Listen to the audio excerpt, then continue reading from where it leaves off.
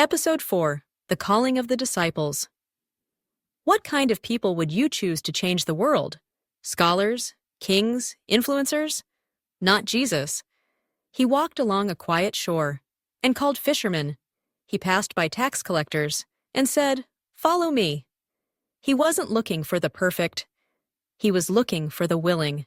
This is the story of how a teacher gathered a few ordinary men and began an extraordinary mission. The sun rose over the Sea of Galilee. Waves lapped against the shore. Boats rocked gently in the water. Fishermen mended their nets. And then, he appeared. Jesus walked along the shoreline. He had just begun to teach, heal, and speak of the kingdom of God.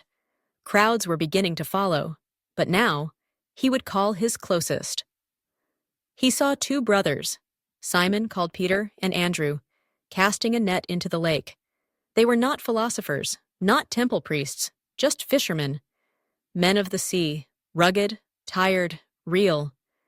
Jesus looked at them and said simply, "Follow me, and I will make you fishers of men."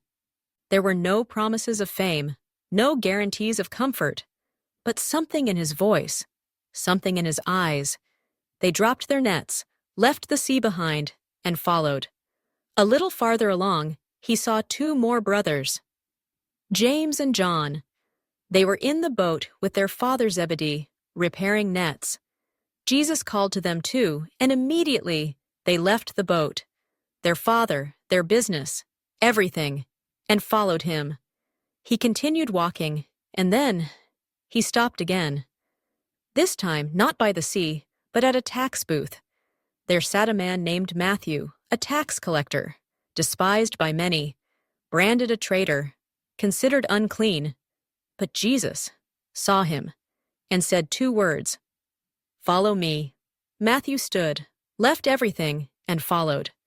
One by one, he called them men with flaws, men with questions, men who weren't qualified by the world's standards. But to Jesus, they were exactly who he wanted. He called Philip. He called Nathanael, who once said, "Can anything good come out of Nazareth?" He called Thomas, who would later doubt. He called Simon the Zealot, passionate and fiery. He called Judas Iscariot, who would one day betray him. 12 in all, 12 men, 12 stories, 12 lives forever changed. He didn't build an army, he built a brotherhood. They weren't sent to conquer, but to serve. And so, the teacher walked, the students followed, and the kingdom began to move. They would walk through storms. They would witness miracles. They would fall, stumble, rise again. But for now, they had answered the call. When Jesus calls, he doesn't look for titles. He looks for hearts. He calls the tired, the broken, the forgotten, and says, "Follow me." And when we do, everything changes.